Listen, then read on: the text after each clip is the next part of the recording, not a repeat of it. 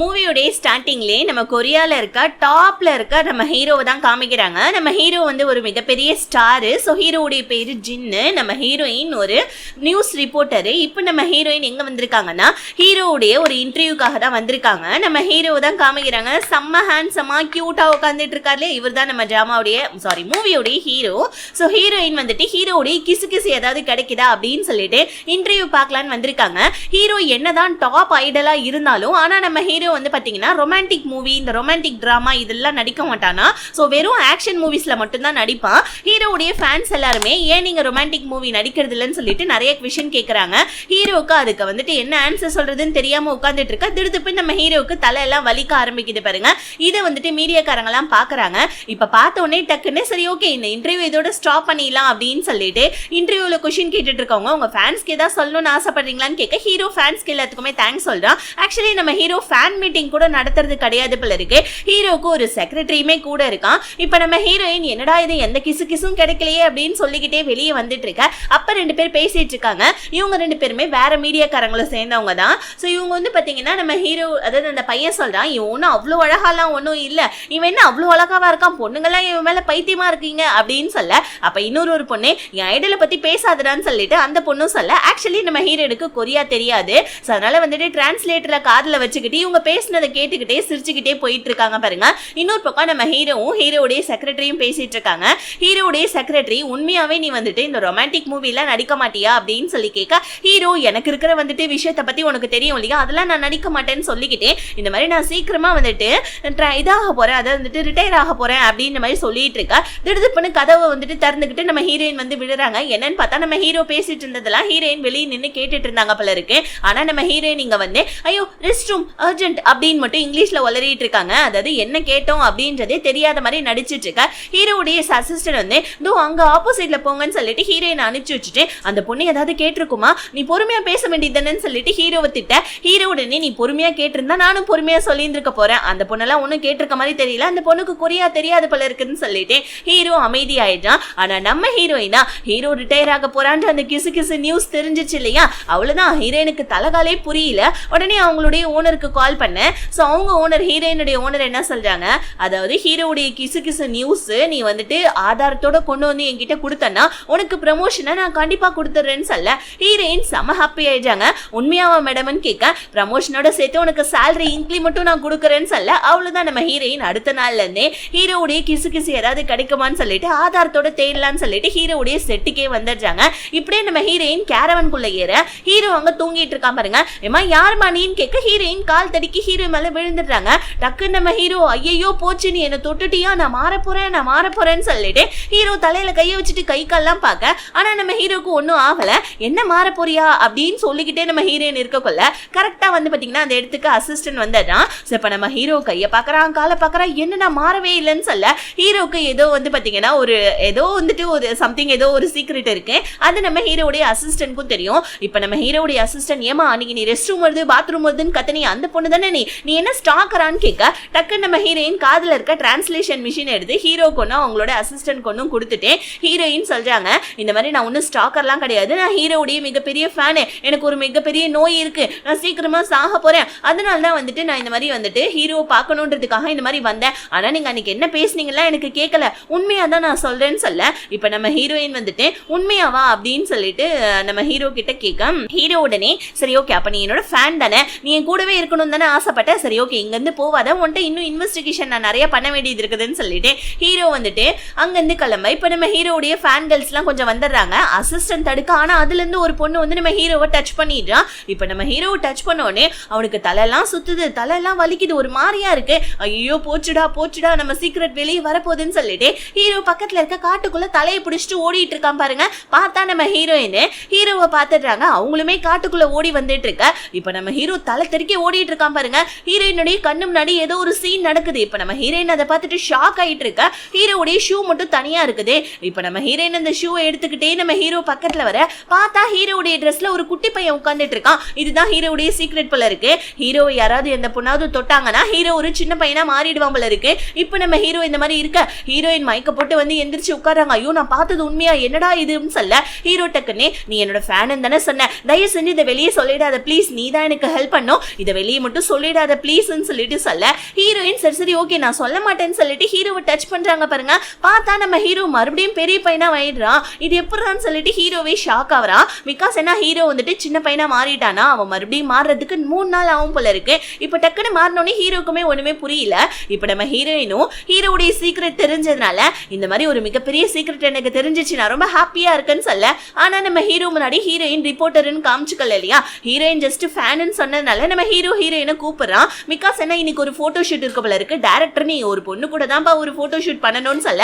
Hero தான் ஏதோ ஒரு பொண்ணு தொட்டாருன்னா ஹீரோ வந்துட்டு சின்ன பையனா மாறிடுவா இல்லையா, அதனால நம்ம ஹீரோ ஹெல்ப்புக்காக ஹீரோயினை கூப்பிட டைரக்டரும் இந்த பொண்ணு நல்லா இருக்கு இந்த பொண்ணு கூட போட்டோ ஷூட்லாம் எடுன்னு சொல்லிட்டு ஹீரோயினை ஒரு ஹிஸ்டாரிக்கல் ட்ரெஸ்ல கூட்டிட்டு வர நம்ம ஹீரோவா பேன்னு நம்ம ஹீரோயினை பார்த்துட்டு இருக்கோம். ஆளுகளை மயங்கி போறது இதுதான் போல இருக்குன்னு சொல்லிட்டு ஹீரோ சொல்ல டக்குன்னு நம்ம ஹீரோயினை டிரான்ஸ்லேஷன் மிஷின் ஆன் பண்ணிட்டு அம்மா நீ இப்ப என்ன சொன்னேன்னு கேட்க ஹீரோ உடனே இல்ல இல்ல அதெல்லாம் ஒண்ணும் இல்ல இப்பதான் பாக்கிறதுக்கு பொண்ணு மாதிரி இருக்குன்னு சொல்ல ஹீரோயின் அடப்பாவி உனக்கு போய் ஹெல்ப் பண்ண வந்தேன் பாருன்னு சொல்லிட்டு ஹீரோயின் கூட சேர்ந்து போட்டோ ஷூட்லாம் எடுக்க ஹீரோக்கு ரொம்ப ஹாப்பியா இருக்கு. நம்ம ஹீரோ இது வரைக்குமே எந்த பொண்ணு கூடயுமே இவ்வளவு க்ளோஸா இருந்தது இல்ல போல இருக்கு.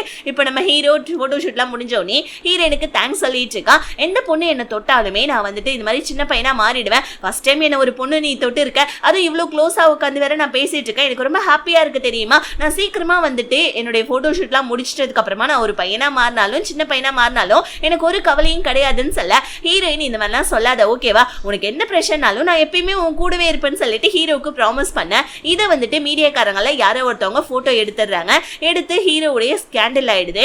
இப்ப நம்ம ஹீரோவுடைய சிஇஓ ஹீரோவுடைய மேனேஜர் கிட்ட இத்தனை வருஷமா இவன் பின்னாடி எத்தனை பொண்ணுங்க சுத்திட்டு இருப்பாங்க, டாப் மாடல் டாப் ஹீரோயின்ஸ் தான், ஆனா அந்த பொண்ணுக்கெல்லாம் வந்துட்டு கொஞ்சம் கூட இவன் கவனமே கொடுக்காம ஒரு நார்மலான சாதாரண ஒரு பொண்ணு மேல இவன் லவ் வச்சிருக்கானா என்ன, இப்படி ஹீரோ கூட ஸ்கேண்டல் வந்திருக்கு. சரி ஓகே இதுவுமே நமக்கு நல்லதுதான் அப்படின்னு சொல்லிட்டு சிஇஓ மேனேஜர் கிட்ட பேசிட்டு இருக்காங்க அசிஸ்டன்ட் கிட்ட.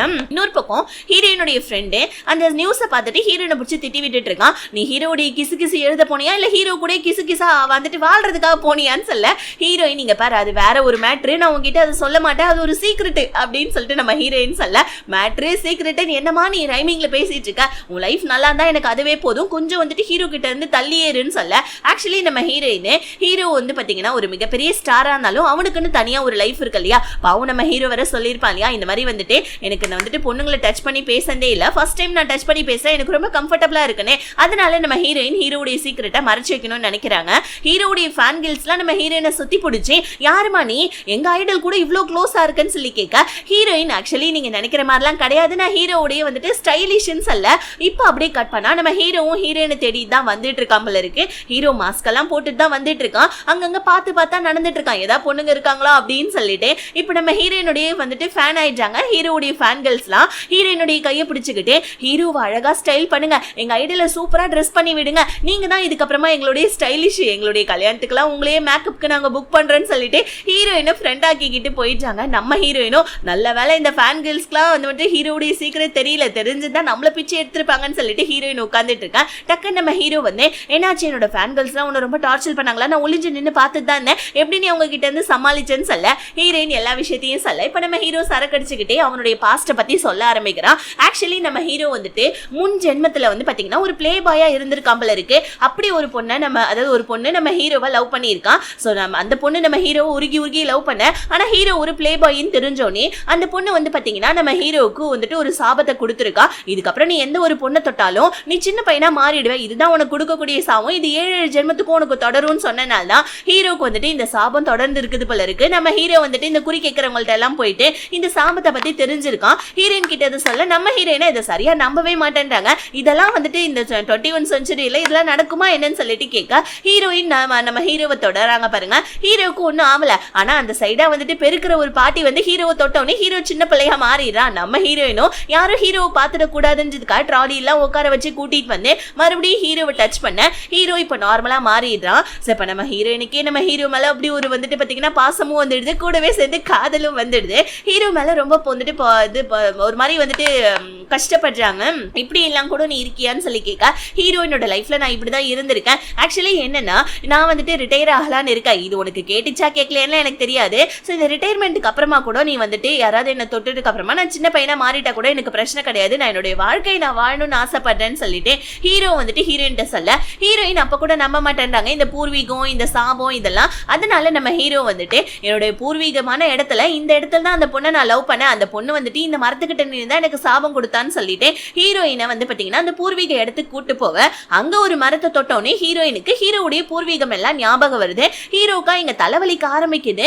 என்னன்னா நம்ம ஹீரோயினுக்கு அதாவது பூர்வீகம் எல்லாம் ஞாபகம் வருது. சோ ஹீரோக்கு வந்துட்டு பாத்தீங்கன்னா அந்த சாபத்தை கொடுத்தது வேற யாரும் கிடையாது, நம்ம ஹீரோயின் தான் உருகி உருகி ஹீரோவை லவ் பண்ணிட்டு இருப்பாங்க. ஹீரோ ஒரு பிளே பாயின்னு தெரிஞ்சதுக்கு அப்புறமா ஹீரோவுக்கு அந்த சாபத்தையும் கொடுத்துருப்பாங்க போல இருக்கு. இப்போ இந்த விஷயம் விஷுவலா நம்ம ஹீரோக்குமே தெரிய வருது, ஹீரோயினுக்குமே தெரிய வருது. பாருங்க, ஹீரோ மயக்கப்பட்டு கீழே விழுந்துற ஹீரோயின் ஒரு மாதிரி கில்ட்டியா ஃபீல் பண்றாங்க. ஹீரோவை அடிச்சு அடிச்சு எழுப்புறாங்க. உனக்கு ஒன்னும் ஆவல இல்ல, எந்திரின்னு சொல்ல ஹீரோ நான் உயிரோடு தான் இருக்கேன், தயவு செஞ்சு அடிக்காதன்னு சொல்ல அடுத்த நாள் கட் பண்ணா நம்ம ஹீரோ அது நீதானா, என்ன உருகி உருகி லவ் பண்ண பொண்ணு நீதானா எனக்கு சாபத்தை கொடுத்ததுன்னு சொல்லிட்டு ஹீரோ தூக்கத்துல இருந்து எந்திரிக்கிறான். பாருங்க, மேனேஜர் கேக்குறான், அந்த பொண்ணு யாருன்னு உனக்கு தெரியுமாடான்னு சொல்ல ஹீரோ எந்த பொண்ணுன்னு சொல்லி கேட்க டக்குன்னு வந்துட்டு ஹீரோயினுடைய போட்டோ காமிச்சு ஒரு ரிப்போர்ட்டடா அப்படின்னு சொல்ல அவ்வளவுதான். நம்ம ஹீரோக்கு ஷாக்கா இருந்தாலும் ஆனா பெருசா எதுவும் ரியாக்ட் பண்ணவே இல்லை. ஏன்னா போன ஜென்மத்தை பத்தி அதாவது வந்துட்டு பூர்வீகத்துல நம்ம ஹீரோ ரொம்ப ஸ்ட்ராங்கா இருக்கா, நம்ம ஒரு பிளே பாயா இருந்ததுனால தான் ஹீரோயின் நமக்கு ஒரு ஸ்டாபத்தை கொடுத்துருக்கா. சோ அவளை நம்ம ஹர்ட் பண்ணக்கூடாதுன்னு நினைச்சுக்கிட்டே அவனுடைய சிஇஓ கிட்ட ஒரு ஷோக்காக தான் ஹீரோயின் என் கூட நெருங்கி இருந்தாங்க, மத்தபடி வந்துட்டு அவங்களுக்கு பெருசா எந்த ஒரு சம்பந்தமும் கிடையாது, அவங்க ஜேர்னலிஸ்ட்ன்றது எனக்கு ஆல்ரெடி தெரியும்னு சொல்லிட்டு ஹீரோனோட சிஇஓ கிட்ட சொல்ல சிஇஓ இந்த விஷயத்தை ஹீரோயின் கிட்ட சொல்ல ஹீரோயினுக்கே ஒரு மாறி ஆயிடுது. நம்ம ஒரு ஜேர்னலிஸ்ட் ஒரு ரிப்போர்ட்டர்னு சொல்லிட்டு ஹீரோட்ட சொல்லவே இல்லை, ஆனா நமக்கு ஏதாவது பிரச்சனை வந்துற போதுன்னு ஹீரோ இந்த மாதிரி மாத்தி பேசியிருக்கானே, அவனுக்கு ஏதாவது ஒண்ணு நம்ம பண்ணியே ஆகணும்னு சொல்லிட்டு ஹீரோயினுக்கே ஒரு மாதிரி ரொம்ப கில்ட்டியா இருக்குது. ரொம்ப ஃபீல் பண்ணிக்கிட்டே உட்காந்து சரக்கடிச்சிட்டு இருக்க அந்த இடத்துக்கு நம்ம ஹீரோ வராப்ல. இப்ப நம்ம ஹீரோயின் உனக்கு கொடுத்த சாபத்தை எப்படி எடுக்கிறதுன்னு எனக்கு தெரியல, ஆனா எனக்கு ரொம்ப கில்ட்டியா இருக்கு, நான் மாட்டிக்க கூடாதுன்றதுக்காக நான் ஜேர்னலிஸ்ட்ன்றது உனக்கு தெரியும்னு சொல்லிட்டு நீ உன்னோட சிஇஓ கிட்ட போய் சொல்லியிருக்க. சப்போஸ் நீ அப்படி மட்டும் போய் சொல்லனா இவ்வளவு நேரம் நான் ஜெயில இருந்திருப்பேன், என்ன தயவு செஞ்சு மன்னிச்சிடுன்னு சொல்ல ஹீரோ அதெல்லாம் ஒரு பிரச்சனையும் கிடையாது, நான் வந்துட்டு போன ஜென்மத்துல பிளே பாயா இருந்ததுனால தானே நீ எனக்கு அந்த சாபத்தை கொடுத்த, ஒரு பிரச்சனையும் கிடையாது, நீ எனக்கு இப்ப ஃப்ரெண்டா இருக்கல, எனக்கு அதுவே போதும்னு சொல்ல ஃப்ரெண்டா அப்படின்னு சொல்லிட்டு நம்ம ஹீரோயின் ஹீரோவை பாக்குறாங்க. பிகாஸ் என்ன ஹீரோயினுக்கு ஹீரோவை பிடிக்க ஆரம்பிச்சிருச்சு இல்லையா. இப்ப ஹீரோயின் இந்த உலகத்துல எவ்வளவு எல்லைக்கு போனாலும் சரி நான் உன்னுடைய சாபத்தை மட்டும் நீக்காம விட மாட்டேன், உன் கூடவே எப்பயுமே இருப்பேன், உனக்கு ஹெல்ப்பா நான் எப்பயுமே உன் கூடவே இருப்பேன் உன் நிழலான்னு சொல்லிட்டு ஹீரோ கிட்ட சொல்ல ஹீரோவுக்குமே நம்ம ஹீரோயினை லைட்டா பிடிக்க ஆரம்பிச்சிருச்சு. ரெண்டு பேருமே மனசுக்குள்ள வச்சிட்டு இருக்காங்க, ஆனா வெளியே சொல்லவே இல்லை. ஆனா அடுத்த ஒரு வாரத்துக்கு அப்புறமா நம்ம ஹீரோயினுடைய கான்டாக்டே இல்லாம இருக்கா நம்ம ஹீரோ. ஏன்னா ஹீரோயின் போன் பண்ணாலும் எடுக்க மாட்டேன்றாங்க, மெசேஜ் பண்ணாலும் எடுக்க மாட்டேன்றாங்க. ஹீரோக்கு ஒரு வாரம் ரொம்ப கஷ்டமா இருக்குது. ஹீரோயினுக்கு மெசேஜ் மேல மெசேஜ் பண்ணிக்கிட்டே இருக்காங்க. நம்ம ஹீரோயின் அங்க கில்ட்டில இருக்காங்க, அதனால தான் ஹீரோவுடைய மெசேஜோ போனையோ எதையுமே அட்டென்ட் பண்ணவே மாட்டேன்றாங்க. ஹீரோயின் இப்ப என்ன பண்றாங்க, நம்ம ஹீரோக்காக ஒரு ஆர்டிகல் எழுதுறாங்க. ஆக்சுவலி நம்ம ஹீரோயின் கிசு கிசு எழுதுற பொண்ணா இருந்தாலும் ரொம்ப பெரிய ஜேர்னலிஸ்ட் போல இருக்கு. நம்ம ஹீரோயின் எழுதுற எந்த ஆர்டிகலுமே செம வைரலா போகும் போல இருக்கு. அந்த மாதிரி நம்ம ஹீரோயின் ஹீரோவுடைய ஒரு ஆர்டிகல் எழுத ஹீரோவுக்கு கொரியால மட்டும் தான் ஃபேன்ஸ் இருந்தாங்க. அதுக்கப்புறம் பார்த்தா சைனா ஆப்பிரிக்கான்னு சொல்லிட்டு எல்லா நாட்டுல இருந்து நம்ம ஹீரோவுக்கு ஏகப்பட்ட ஃபேன்ஸ் ஆயிட்டாங்க. ஹீரோக்கு ஃபேன் கேர்ள்ஸ் எல்லாம் கிஃப்டா கொடுத்து விட்டுட்டு இருக்காங்க. ஹீரோவுடைய மேனேஜர் வந்து எப்பா சாமி அந்த பொண்ணு எழுதின ஆர்டிகல் செம வைரல் ஆயிடுச்சுடா, உனக்கு ஏகப்பட்ட ஃபேன்ஸ் எல்லாம் அதிகமாயிடுச்சு, ஃபேன்ஸ் எல்லாம் கொடுத்து விடுற கிஃப்ட்டுக்காகவே நீ தனியா ஒரு வீடு கட்டணும் போல இருக்குதுன்னு சொல்லிட்டு ஹீரோவுடைய மேனேஜர் நம்ம ஹீரோ கிட்ட சொல்ல ஹீரோக்கா மனசெல்லாம் நம்ம ஹீரோயினை தான் தேடிட்டு இருக்குது, ஒரு வாரமா அவளை பார்க்கவே இல்லையேன்னு சொல்லிட்டு மனசு ஃபுல்லா அந்த கஷ்டத்துல இருக்க. இப்ப நம்ம ஹீரோயினுடைய வந்துட்டு ஓனர் தான் காமிக்கிறாங்க. அவங்க நம்ம ஹீரோயினை பிடிச்சி திட்டிட்டு இருக்காங்க, உன்னை ஹீரோவுடைய கிசு கிசு எழுத சொன்னா நீ ஹீரோவுடைய ஆர்டிகல் எழுதி வச்சிருக்கியான்னு சொல்ல ஹீரோயின் ஒருத்தவங்களுடைய லைஃபை வந்துட்டு நம்ம கிசு கிசு எழுதி வந்துட்டு அது என்ன விஷயம்ன்றதே முழுசா தெரியாம அவங்களுடைய லைஃபை நான் வந்துட்டு கெடுக்க விரும்பல, தயவு செஞ்சு என்ன மன்னிச்சிடுங்கன்னு சொல்லிட்டு நம்ம ஹீரோயின் அவங்க ஓனர் கிட்ட சொல்ல ஓனருக்கு என்னன்னா வந்துட்டு எப்படியோ ஹீரோவுடைய ஆர்டிகல் நல்ல விதமா எழுதினாலும் அட்லீஸ்ட் அது லாபமாவது வந்திருக்கேன்னு சொல்லிட்டு ஹீரோயினை மன்னிச்சு விட்டுறாங்க. நம்ம ஹீரோயினோ எப்படியாவது உன்னுடைய சாபத்தை மட்டும் போக்கணும், அதுதான் என்னுடைய இப்போ வந்துட்டு மிகப்பெரிய ஒரு மோட்டிவ்னு சொல்லிட்டு ஹீரோயின் யோசிச்சுட்டு இருக்காங்க. ஹீரோவுடைய ஒரு போட்டோவை பார்த்துக்கிட்டே அதனால இந்த சாபம் கொடுத்தாங்களே நம்ம ஹீரோயின் அந்த மரத்துக்கிட்டே நம்ம ஹீரோயின் போவ. இப்ப அந்த மரத்துக்கிட்ட தெரியாம நம்ம ஹீரோயின் விட ஏதோ ஒரு பாக்ஸ் மாதிரி நம்ம ஹீரோயினுடைய காலில் தடுப்படுது. ஹீரோயினும் அதை நோண்டி பார்க்க அதுல ஒரு பிரேஸ்லெட் இருக்கு.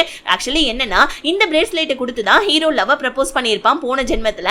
இப்ப அந்த பிரேஸ்லெட் எடுத்துக்கிட்டு நம்ம ஹீரோயின் நான் உன்னை மொத்தமா மன்னிச்சிட்டேன், நான் உன்கிட்ட தான் வரேன்னு சொல்லிட்டு ஹீரோ கிட்ட வந்துட்டு இருக்கா. ஹீரோவா நான் ரிட்டையர்மெண்ட் ஆயிடலான்னு இருக்கேன்டான்னு சொல்லிட்டு அவனுடைய மேனேஜர் கிட்ட சொல்லிட்டு இருக்கேன். மேனேஜர்காரன் திட்டிட்டு இருக்கான். ஹீரோயினும் உள்ள வந்து திட்டுறாங்க, உனக்கு அறிவிலேயே எப்ப பாரு வந்துட்டு ரிட்டையர்மெண்ட் ஆகணும்னே சொல்லிட்டு இருக்கேன், உன்னோட ஃபேன்ஸ் எல்லாம் உன்னுடைய வந்துட்டு மூவிக்காக எவ்வளவு எதிர்பார்ப்போடு இருக்காங்கன்னு சொல்ல ஹீரோ மூவியா அதெல்லாம் வந்துட்டு ஜஸ்ட் ஆக்ஷன் மூவி நடிச்சு எனக்கு ரொம்ப போர் அடிச்சிச்சு, இதுக்கப்புறம் நான் ஆக்ஷன் மூவியில் நடிக்க விரும்பல, அதனால தான் நான் ரிட்டையர்மெண்ட் வாங்க போறேன்னு சொல்ல ஹீரோயின் இப்போ ஒரு பிரேஸ்லெட் எடுத்து காமிச்சு இது என்ன பிரேஸ்லெட் ஞாபகம் இருக்கான்னு கேட்க இந்த பிரேஸ்லெட்டை கொடுத்துதான் நான் போன ஜென்மத்துல உனக்கு லவ் ப்ரப்போஸ் பண்ணேன்னு சொல்ல ஹீரோயின் இதை கையில கட்டிக்கோ, உன்னை நான் மனசார இப்ப நான் மன்னிக்கிறேன், நீ போன ஜென்ம ஜென்மத்துல தான் பிளே பாயா இருந்தேன், இப்போ நீ ரொம்ப நல்ல பையனா தானே இருக்குன்னு சொல்ல இப்போ அந்த இடத்துக்கு ஒரு குட்டி பூப்பா வந்துட்டு நம்ம ஹீரோ கிட்ட ஓடி வந்து இந்த மாதிரி வந்துட்டு ஐடல் நான் உங்களோட மிகப்பெரிய ஃபேன், எனக்கு கொஞ்சம் வந்துட்டு சைன் போட்டு கொடுங்களேன், உங்க ஆட்டோகிராஃப் கொடுங்களேன்னு சொல்ல ஹீரோவா ஐயோ போச்சு நான் மாற போறேன்னு தலையில கையை வச்சுக்க, நீங்க என்ன சூப்பர் ஹீரோவா மாறுறதுக்கு எனக்கு ஒரு ஆட்டோகிராஃப் தானே கேட்டேன், அதுக்கே இவ்வளவு சீன் போடுறீங்கன்னு சொல்லி கேட்க அப்பதான் தெரிய வருது நம்ம ஹீரோயின் அந்த பிரேஸ்லெட்டை கொடுத்து ஹீரோ அதை கையில மாட்டிக்கிட்டதுனால மனசார நம்ம ஹீரோயினும் மன்னிச்சதுனால அந்த சாபம் போயிடுச்சு போல இருக்குது. இப்ப ஹீரோயின் இதுக்கப்புறம் என்னுடைய தயவு உனக்கு தேவையில்ல நான் கிளம்புறேன்னு சொல்லிட்டு ஹீரோயின் அங்கிருந்து போவேன். நம்ம ஹீரோவா குடுகுடுன்னு ஓடி வந்து இந்த பிரேஸ்லெட் என் கையில இருந்தா தானே நீ வந்துட்டு என் கூட இருக்க மாட்டேன்னு நீ சொல்ற, இந்த பிரேஸ்லெட்டையே நான் அறுத்து போட்டுறேன்னு சொல்லிட்டு அறுக்க வர ஹீரோயின் ஏன் அப்படி பண்றேன்னு கேட்க இல்ல இந்த பிரேஸ்லெட் வந்துட்டு எனக்கு வேணாம், எனக்கு நீ தான் வேணும், நீ எப்பயுமே என் கூடவே இரு, எனக்கு அதுவே ரொம்ப ஹாப்பின்னு சொல்லிட்டு நம்ம ஹீரோயின் கிட்ட சொல்ல ஹீரோயினுமே அவங்களோட மனசுல இருக்க காதல நம்ம ஹீரோ கிட்ட சொல்ல அவ்வளவுதான். இப்ப ரெண்டு பேருமே ஒருத்தருக்கு ஒருத்தர் வந்துட்டு லவ் பரிமாறிக்கிறாங்க. இப்ப நம்ம ஹீரோயின் இந்த பிரேஸ்லெட் இருக்கோ இல்லையோ உன் கூட, ஆனா கடைசி வரைக்கும் நான் எப்பயுமே உன் கூடவே இருப்பேன், போன ஜென்மத்துல நீ வந்துட்டு பிளே பாயா இருக்க, ஆனா இப்போ வந்துட்டு நீ ரொம்ப நல்ல பையனா இருக்கனால நானுமே உன்னை லவ் பண்ணேன்னு சொல்லிட்டு ஹீரோயின் ஹீரோக்கு கிஸ் கொடுக்க அப்படியே இந்த ஒரு மினி மூவி இதோட முடியுது. ஸோ இது ஒரு குட்டி மூவி தான், ஜஸ்ட் ஒரு வந்துட்டு ஒரு 5 எபிசோடு இருக்க ஒரு டிராமா தான். இந்த கதை உங்களுக்கு பிடிச்சிருக்கும்னு நினைக்கிறேன். பிடிச்சிருந்துச்சுன்னா மறக்காம வீடியோக்கு லைக் பண்ணிட்டு சேனலை சேர்த்து சப்ஸ்கிரைப் பண்ணிக்கோங்க. அடுத்த வீடியோல பார்க்கலாம். Tata bye, see you.